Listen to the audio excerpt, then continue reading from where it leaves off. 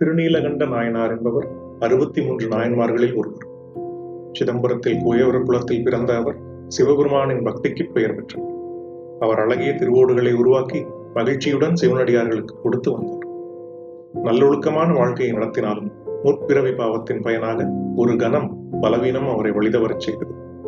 ஒரு நாள் அவர் இல்லறத்திற்கு புறம்பாக நடக்க இந்த செய்தி அவர் மனைவிக்கு தெரிந்தவுடன் வருத்தமுற்று, நீங்கள் என்னை தொட்டால் உயிரோடு இருக்க மாட்டேன், திருநீலகண்டத்தின் மீது ஆணை என்று கூறலானார். தன்னிடமிருந்து விலகிய மனைவியிடம், இனி மனைவியை மட்டுமல்லாமல் எப்பெண்ணையும் மனதாலும் நினைக்க மாட்டேன் என்று திருநீலகண்ட நாயனார் சபதம் அளித்தார். அவர்கள் இருவரும் ஒரே வீட்டில் இருந்து கொண்டு தாம் கொண்ட விரதம் பிறர் அறியாவண்ணம் வாழ்ந்து வந்தனர்.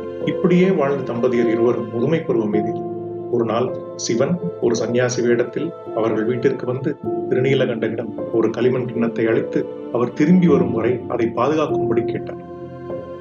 சில நாட்களுக்கு பிறகு துறவி திரும்பி வந்தபோது கிண்ணம் மர்மமான முறையில் காணாமல் போனது. கோபமடைந்த துறவி திருநீலகண்டருக்கு திருட்டு பட்டம் சாற்றி கோயில் குளத்தில் சத்தியம் செய்ய சொன்னார். தயக்கத்துடன் தம்பதியினர் ஒரு மூங்கில் குச்சியின் இரு முனைகளை பிடித்தபடி கோவில் குளத்திற்குள் இறங்கினர். அவனை கட்டச் சிவனடியார் மனைவியின் கரம் பற்றியே குளத்தில் மூழ்க வேண்டும் என்று நிபந்தனை விதித்தார். இந்த நிலையில் திருநீலகண்ட நாயனார் தம்முடைய விரதத்தை ஆதிமுதல் முழுவதுமாக கூறிவிட்டு குளத்தில் மூழ்கினார். இருவரும் குளத்தை விட்டு எழும்போது சிவனருளால் முதுமை நீங்கி இளமை குளத்தில் தோன்றினார்கள். அருகில் இருந்த சிவனடியாரை தேடிய போது அவரை காணவில்லை.